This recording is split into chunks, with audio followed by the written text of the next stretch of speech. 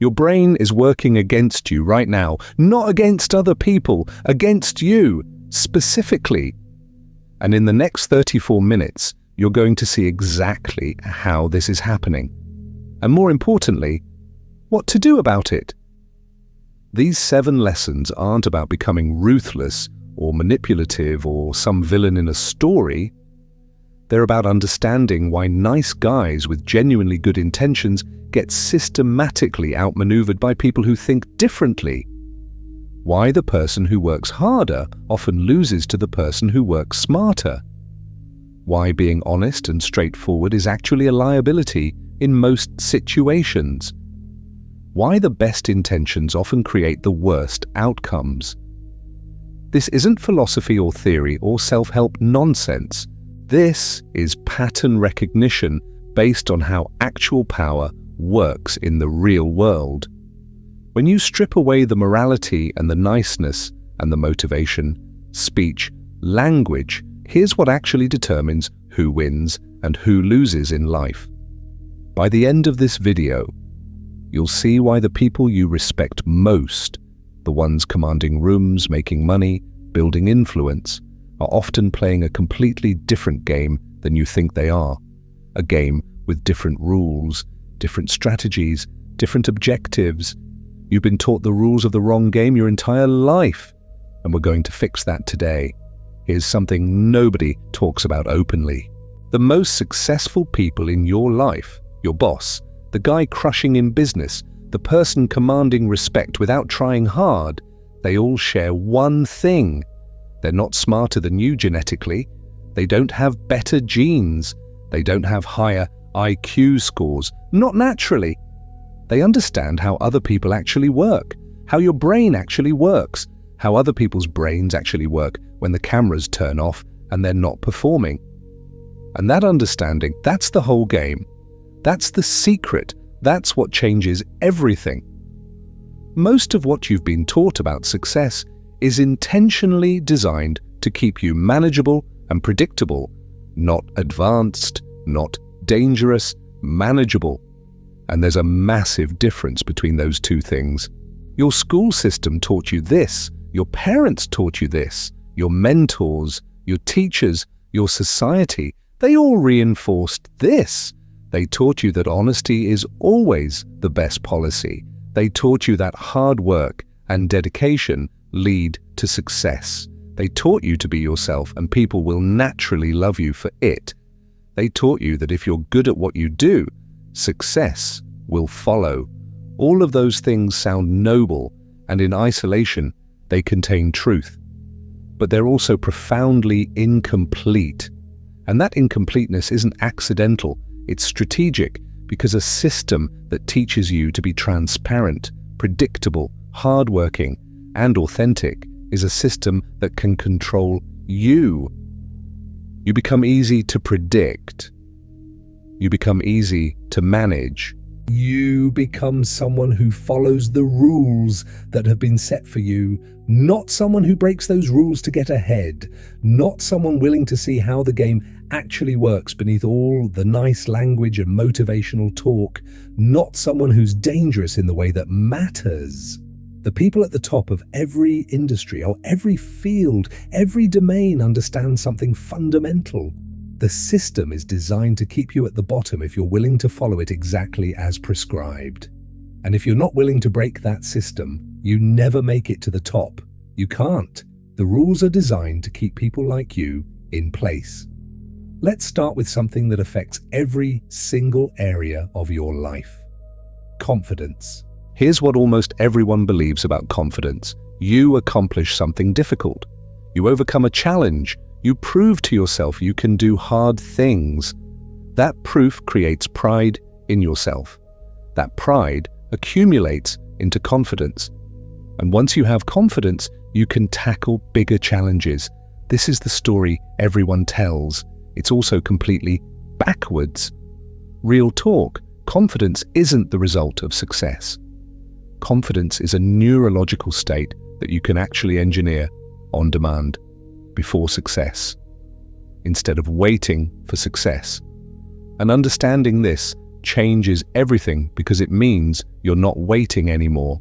Here's the actual neurochemistry. Your brain releases dopamine in your nucleus accumbens, your reward center, when you move forward with decisiveness instead of hesitation or uncertainty. When you make a decision and commit to IT, dopamine spikes. When you waffle and second guess, dopamine stays flat or drops. Occupy space physically with what's called an open posture. Shoulders back, chest open, head up, taking up space in the room. This matters more than most people realize. Speak in complete thoughts without filler words, no ums, no likes, no long pauses while you search for words. Complete sentences, clear delivery, full thoughts. Your brain registers this as confident. Make direct eye contact, which signals dominance and authority. Control your breathing, deep, slow, intentional. All of these behaviors trigger dopamine release in the exact same way that actual success triggers dopamine. Your brain doesn't know the difference. This is the dark secret nobody wants to admit. You can manufacture real confidence biochemically before you earn it socially. Not fake confidence where you're pretending and people sense the fakeness. Real neurochemical confidence. Actual dopamine in your brain creating the genuine feeling of confidence. Here's why this matters. Your brain doesn't distinguish between earned confidence and constructed confidence. It's the same neurotransmitter, the same brain regions, the same psychological state. If you walk into a negotiation, a job interview, a social situation with your shoulders back, chest open, breathing controlled, speaking in complete sentences with direct eye contact, your brain floods with dopamine. And dopamine creates the feeling of confidence, the actual feeling, not fake, not performance, actual confidence. Here's what's even more interesting. People interpret your behavior, not your internal state. They can't see your emotions. They can't read your mind. They only see what you do and how you show up. So when you move with purpose and presence, not rushing, not hesitating, deliberate movements, your brain floods with dopamine, and other people unconsciously mirror that. They think you earned this confidence through some achievement. They think you know something they don't. They think you figured something out. What actually happened is you engineered your neurochemistry through deliberate behavioral choices made 2 minutes before. Research from Harvard by Amy Cuddy showed that power poses, standing in an open position for just 2 minutes, actually increases testosterone and decreases cortisol in your body. Not perception, actual hormone changes, measurable changes, 2 minutes. That's all it takes to shift your entire neurochemical state. Your stress hormone, cortisol, drops. Your dominance hormone, testosterone, rises. You literally become a different biochemical version of yourself. So imagine this. You have a job interview in 10 minutes. Everyone else arrives anxious, nervous, cortisol flooded, stressed. Their nervous system activated. You arrive 2 minutes early, go to the bathroom, stand in a power pose for 120 seconds. Your cortisol drops, your testosterone rises. You walk into that interview with a fundamentally different biochemical state. Same interview, different neurobiology, different outcome. You appear more confident. You make better decisions. You come across as more competent. The interviewer feels it. They prefer you without knowing why. Most people wait to feel confident before they act big. They think the sequence is, first, become successful. Then, feel confident. Then, act like a confident person. The dangerous people know the actual sequence is different. Act confident first. The neurobiology follows. The feeling follows. Because confidence isn't a destination you arrive at after 10 years of success. It's a neurochemical state you can trigger within 120 seconds of deliberate behaviour. And once you know that, you can trigger it whenever you need it. Most people wait to feel confident before they act. The dangerous people act with constructed confidence, and the feeling follows immediately. Comment this if you're ready to stop waiting. I engineer my own state. Everyone in your industry is obsessed with the wrong metric: being seen, more followers, more visibility, more presence. Get on as many podcasts as you can. Post as much content as possible. Show up everywhere. Be everywhere. Be the most visible person in your space. Wrong metric. Dead wrong. You're playing the wrong game entirely. Think about the most powerful people you actually know, the ones commanding respect without asking for it, the ones whose time is valuable, the ones whose attention is a prize. Are they the most visible people in your industry? Probably not. In fact, they're probably the opposite. They're selective. They're strategic. They show up to certain events and not others. They respond to certain messages, but not all. They work with certain people and not everyone who asks. And that selectivity is exactly what makes them powerful. Here's something that sounds insane but is true. Your attention is literally the only thing in the entire world that becomes more valuable when you give it to fewer people. Money becomes less valuable when you have more of it. That's inflation. Time becomes less valuable the older you get. You have more of it in the past than the future, so each moment is worth less. But attention? When your attention is scarce, when you're selective about who gets your focus, that attention becomes extraordinarily valuable. This is pure neuroscience, not philosophy or theory. When someone receives your full, undivided attention, their brain releases oxytocin. That's the bonding chemical, the attachment hormone. It's the same chemical released between mothers and infants. It's the same chemical released during intimate moments between partners. It's the chemical that creates tribal loyalty and deep connection. You're not being nice when you give someone your attention. You're literally flooding their brain with the attachment hormone. You're creating a neurochemical bond at the neural level. So here's what the actually powerful people do. Strategically, they're extremely selective about who gets their focus, not out of arrogance or superiority, out of strategy. They understand something fundamental. When you give your attention equally to everyone, when you're always available, always responding, always showing up, your attention becomes worthless. Your yes means nothing because you say yes to everyone. Your availability becomes a commodity, and commodities are worthless. They're infinitely replaceable. But when you're selectively focused on certain people, certain projects, certain moments, that attention becomes scarce. And in economics and psychology, scarcity creates perceived value. You only take calls from certain people. You only attend certain events. You only collaborate with certain partners. You only respond to certain messages. Your attention becomes the prize people compete for.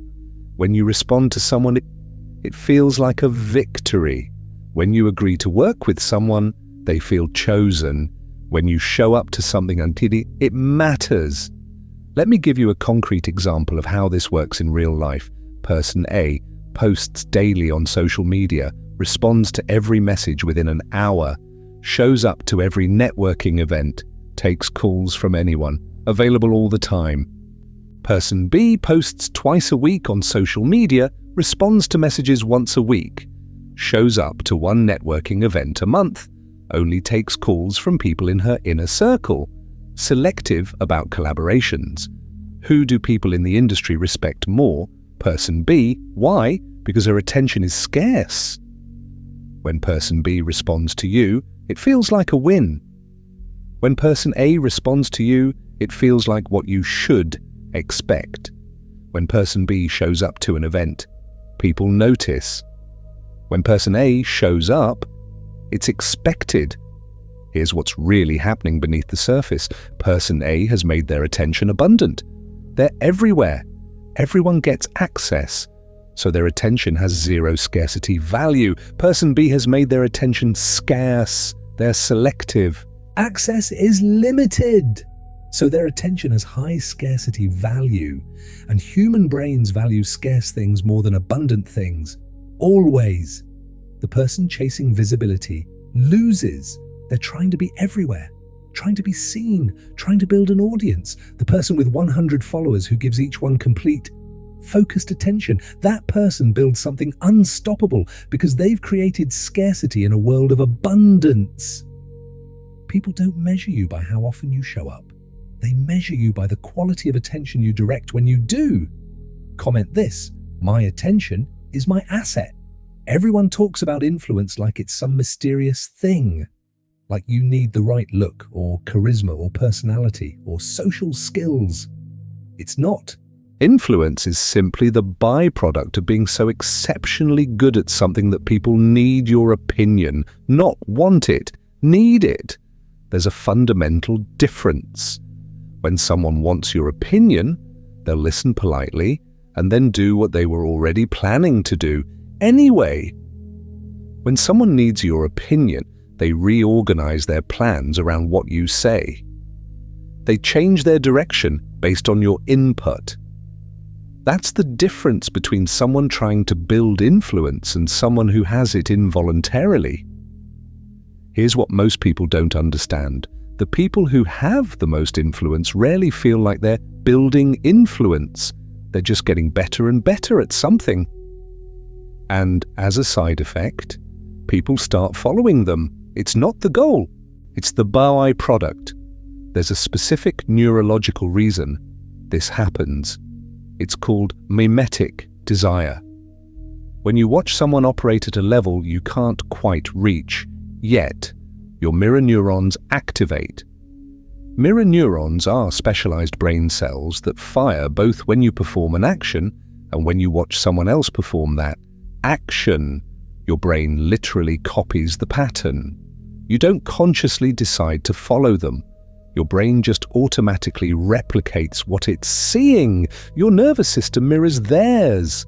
This is why people who spend time around high performers get better. It's not motivation or inspiration, it's neurology. Your brain is literally downloading their operating system. So here's what actually happens when someone has real competence. You spend 3 years becoming genuinely excellent at something, not talking about it, not promoting it, not posting about it. You just exist in those spaces where your skill matters. You show up, you do the work, you get better, and people feel the difference. The person who's been doing this for 15 years shows up in the room. Everyone immediately defers to them, not because they have a big social media following, not because they have a fancy title, because their competence is radiating out of every gesture, every word, every decision. It's palpable. People don't know why they trust them. They just do. Here's where most people fumble. They want influence before they have competence. That's a con artist move, and cons don't scale long term. You can fake competence for a little while. Maybe you convince people you know what you're doing. Maybe you build a following on hype. Maybe you get some initial traction. But eventually people realize you don't actually have the skills. And when they figure it out, your credibility evaporates instantly. It's gone. People don't forgive being fooled about competence. They do forgive almost everything else, but not incompetence disguised as expertise. Real power comes from being so genuinely good at what you do that not acknowledging you would be unreasonable when you're truly competent. People don't have a choice but to respect you, because ignoring your competence would mean they're being unreasonable or stupid. They're not going to do that. So they respect you instead, not out of choice, out of necessity. When someone has real competence, their brain operates in flow states. that state where everything seems easy and time disappears. This is measurable in brain scans. Specific patterns light up. They make decisions 10 times faster than amateurs because they've internalized the patterns. They're not thinking about it. They're just knowing. Their presence alone shifts the energy in rooms because people sense the difference in capability. Your nervous system knows you're around someone operating at a higher level. They rarely second-guess themselves because their decisions are based on deep pattern recognition. They've seen the pattern 10,000 times. Other people unconsciously follow their lead because of mirror neuron activation. People sense this. It's not mystical, it's neurology. Here's the dangerous play with competence. You become exceptional at something that solves a real problem, not something you think people want to pay for, something you know they desperately need. Then you become so good at it that when someone faces that problem, your name is the only name they think of. You've created a monopoly in their mind, not through marketing or branding or social media, through competence, through actually being the best. You cannot fake competence at scale. So stop trying to build influence before you've earned the right through actual skill. Comment this: competence is my leverage. This lesson will mess with your head because it contradicts what everyone says. Everyone tells you vulnerability is strength. Everyone says sharing your struggles builds connection. Everyone says being authentic and vulnerable is the path to influence and relationships. All true, but also incomplete. Real talk: vulnerability is only strength when it's strategic, when it's calculated, when you know what you're doing.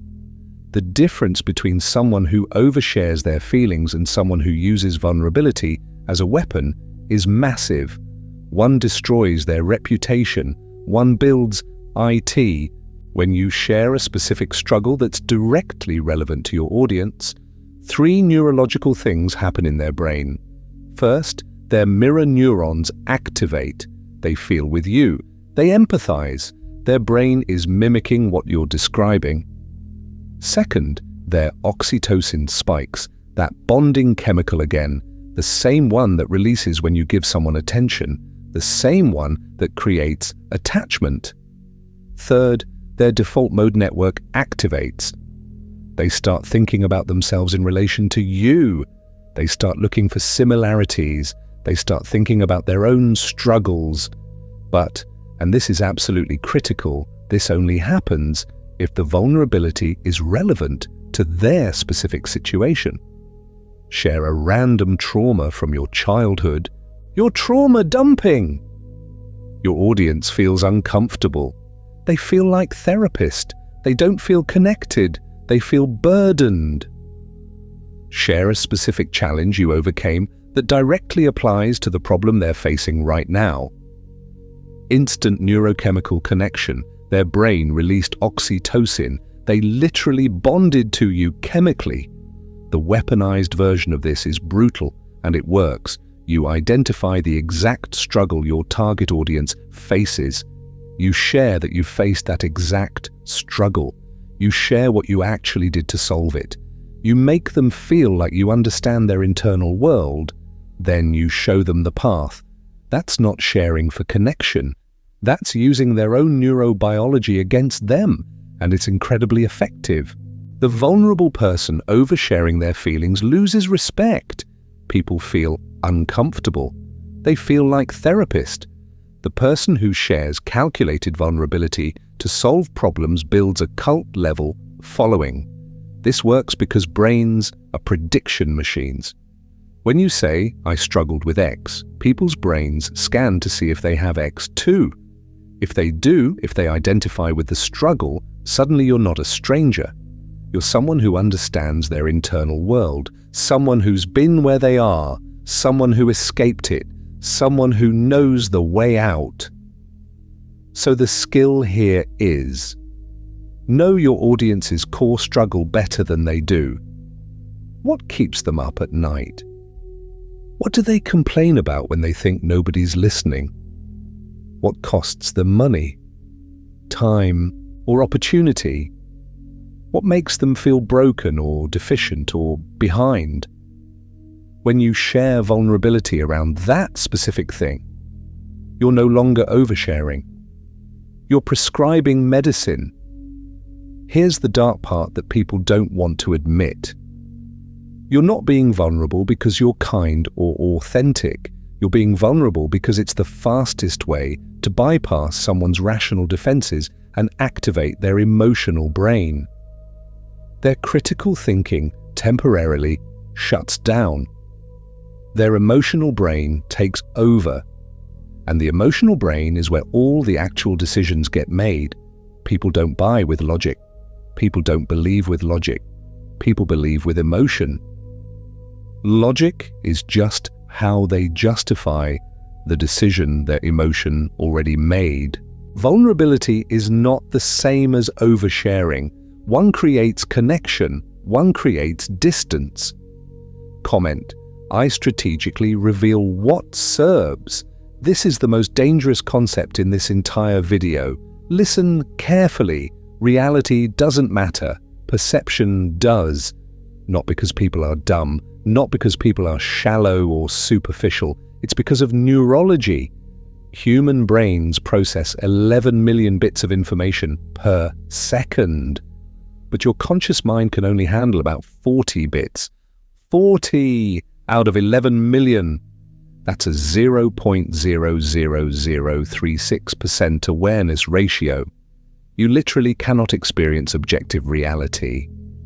What you experience is a curated narrative your brain creates based on which 40 bits it selected from the 11 million available. Your brain is like a journalist with access to 11 million facts but only room for 40 words in the article. Which 40 words will it pick? The ones that reinforce what you already believe. The ones that trigger emotion, fear, anger, attraction, curiosity. The ones that create meaning and coherence in your life. Narrative, not the objective truth. Never the objective truth. So here's what this means.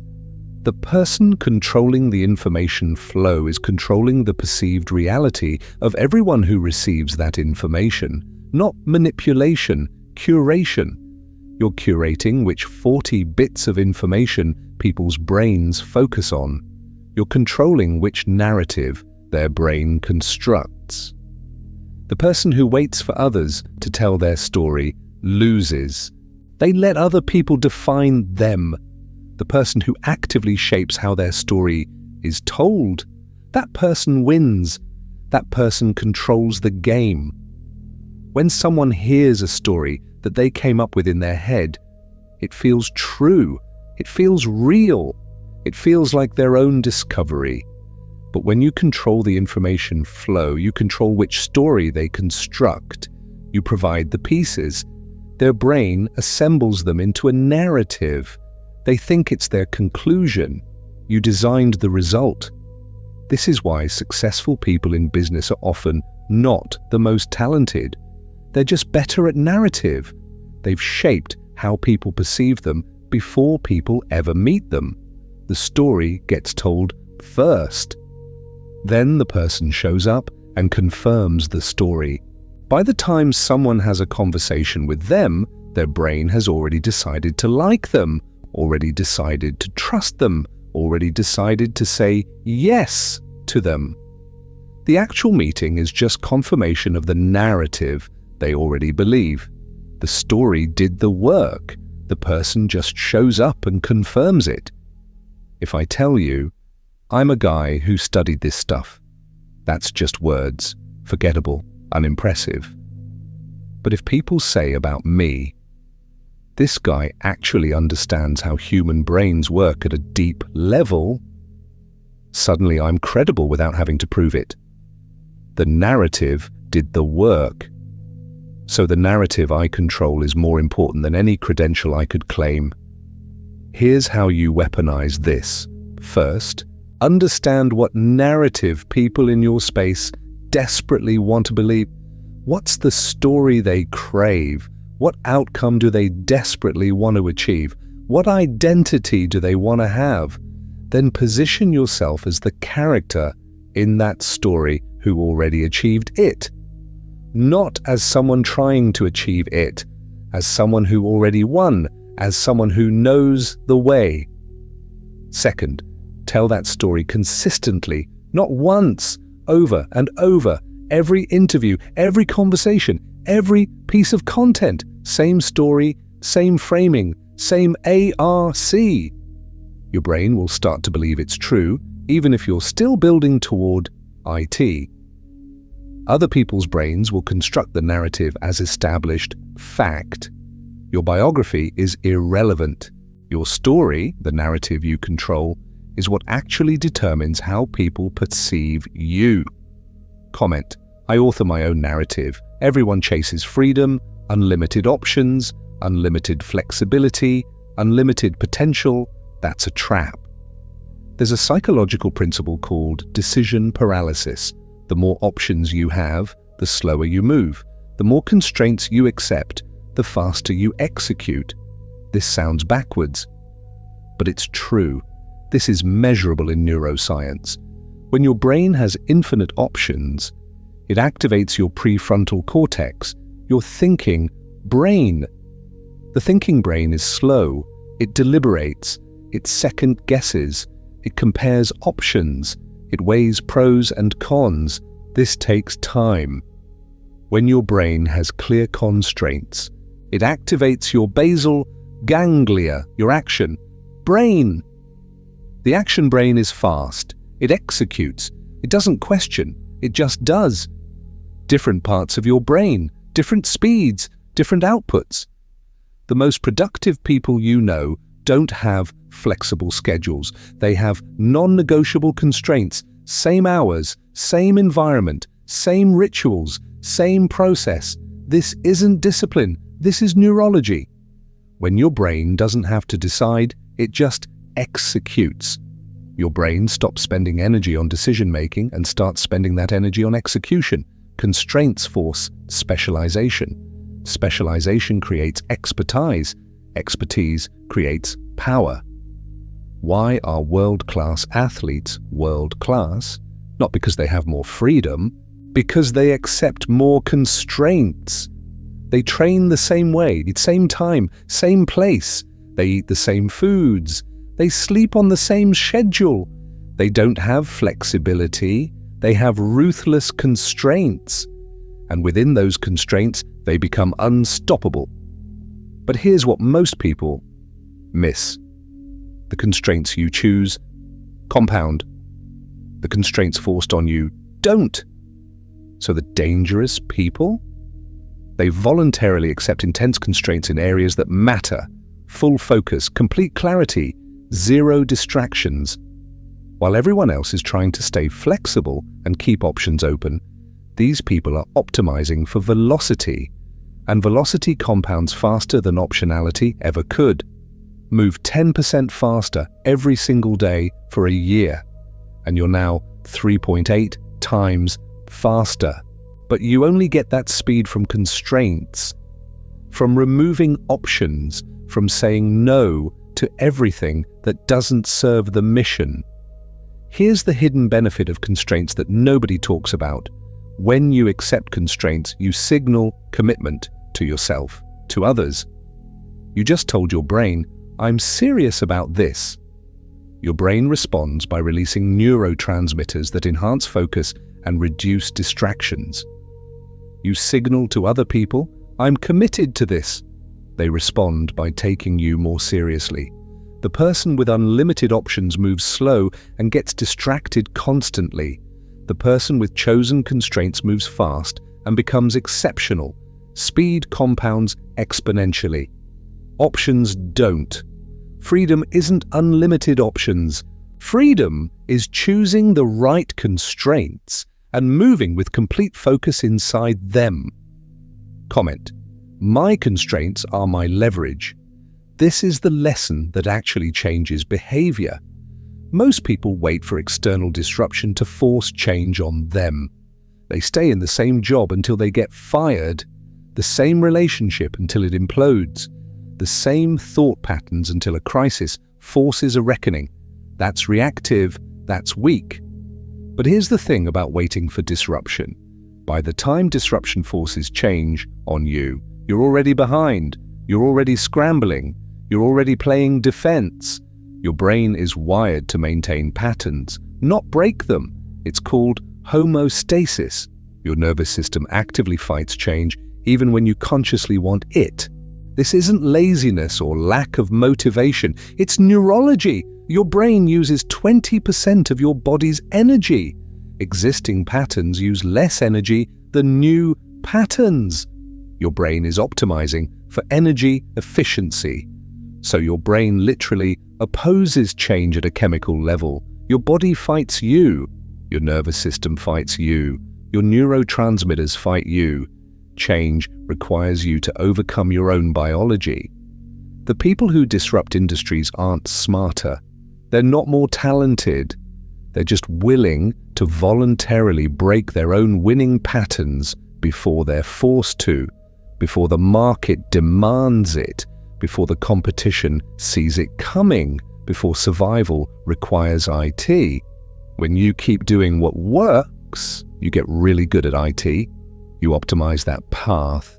You make more money from IT. You become recognized for IT, and your brain loves this.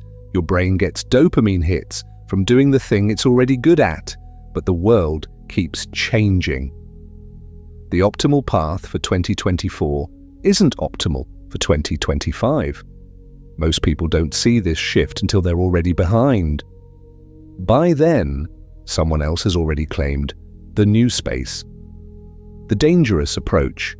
You voluntarily disrupt yourself before your market demands it. You're already experimenting with what's next. Before your competition sees the shift, you've already built the new skill. Before survival requires it, you've already adapted. The person optimizing the old winning formula loses. The person disrupting their own formula before required, that person owns the next version. This requires a specific mindset. You have to be willing to make short-term numbers look bad to build long-term numbers that are extraordinary. You have to watch your revenue stay flat while you invest in something new. You have to accept discomfort while you're already comfortable. Most people can't do this. So that's your advantage. Your brain is addicted to the wins it knows how to create. Breaking those patterns feels like loss initially, even though you're optimizing for bigger gains. Your brain opposes this neurologically. It says, no, keep doing what's working. But what was working in 2023 is a liability in 2024. So you need to create new reward systems before you kill the old ones. Start the new experiment while the old system still works. Build the new pattern while the old one is still winning. Only then do you phase out the old. This prevents your brain from fighting you. Your brain is getting dopamine from both the old and new. Then you slowly increase the dopamine from new and decrease from old. Here's the specific danger point. When things are going well, your brain doesn't want to change. It's getting dopamine hits from the current pattern.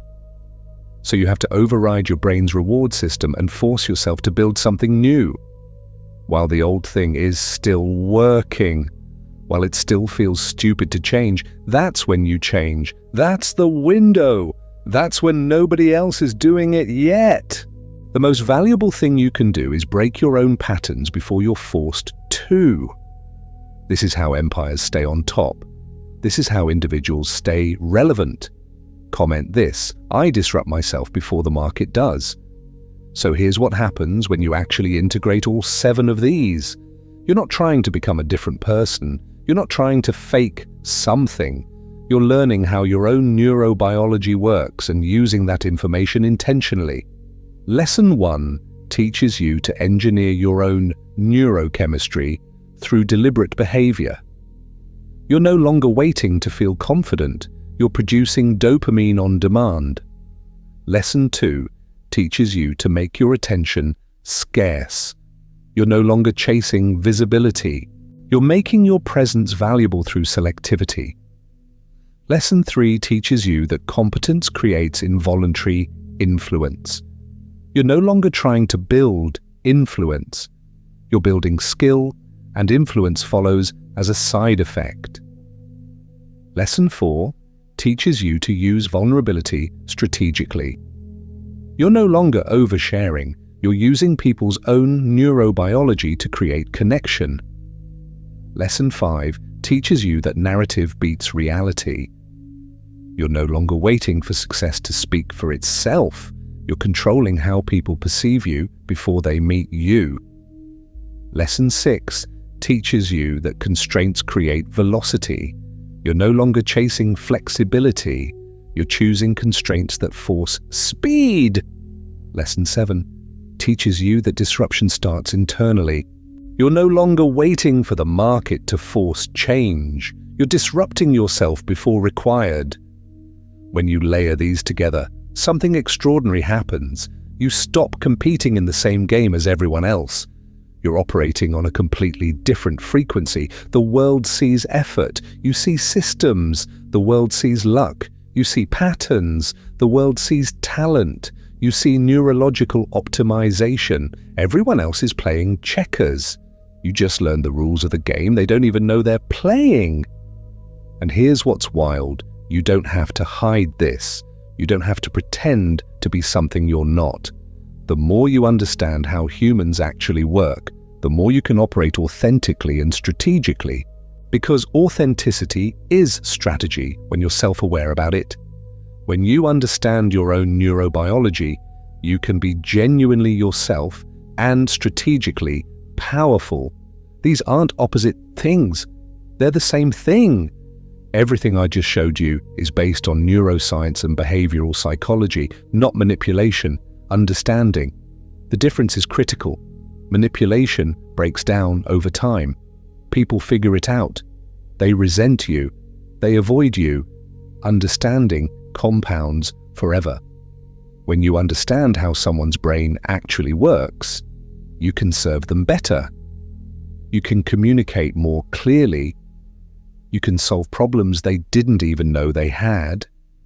You can create value that feels inevitable. That's not evil, that's powerful. And it's the foundation for everything that actually matters. When you understand yourself, you become dangerous to your enemies and invaluable to your allies. You operate from clarity, not confusion. You make decisions from pattern recognition, not impulse. You build relationships from strategy, not desperation. This is the moment where most people miss the actual lesson. They think the point is to manipulate people, to use these insights to trick people. But the real point is to understand people so deeply that you can help them solve their actual problems. The most powerful people aren't con artists. They're the ones who understand human nature so deeply that they can create solutions people didn't know they needed. So here's your move now. You have the framework. You understand the mechanisms. You know how this works. The question is, what are you going to do with it? First, comment the lesson that hit hardest for you. Not because I need the engagement, because naming it out loud hardwires it into your neurology. When you speak something, your brain releases dopamine. It encodes the lesson deeper into your neural networks. You're not just watching, you're cementing the learning. Second, share this with one person who's ready for this level of clarity. Not everyone, just the people who've been asking themselves, why do some people seem to understand something I don't? Just the people who know something's off but can't quite articulate it. Just the people ready to see how the game actually works. Send them this. Don't comment asking them to watch. Just send it. Let them discover it. Third, subscribe because the deeper stuff is in the follow-ups, the frameworks, the mechanisms, the specific playbooks that lives in the follow-up content. This is the appetizer. This is the foundation. The main course is where it gets truly dangerous. Fourth, study these patterns in your own life. Where are you waiting to feel confident before you act? Where are you chasing visibility instead of cultivating scarcity? Where are you trying to build influence before you have competence? Where are you oversharing instead of sharing strategically? Where is the wrong narrative being told about you? Where are you optimizing for freedom instead of constraints? Where are you waiting for disruption instead of creating IT? Audit your own life through this framework. The insights you find will be worth more than anything I could tell you. Your brain is still working against you right now, in this moment, but now you know why. And knowing why means you get to choose whether to let it. That's the real power. You're not a victim of your biology anymore. You're the architect of IT.